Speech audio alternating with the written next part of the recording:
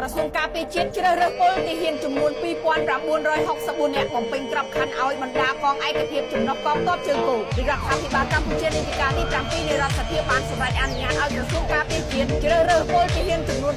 2964នាក់បំពេញក្របខ័ណ្ឌឲ្យបណ្ដាកងឯកភាពចំណុះកងទ័ពជើងគោតាមសំណើរបស់រដ្ឋមន្ត្រីក្រសួងការពារជាតិដោយសេចក្តីសម្រេចលេខ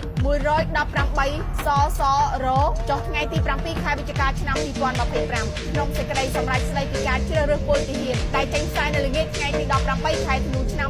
2025នេះបានឲ្យដឹងថាប្រការមួយត្រូវបានអនុញ្ញាតឲ្យក្រសួងការពារជាតិជ្រើសរើសពលទាហានចំនួន2964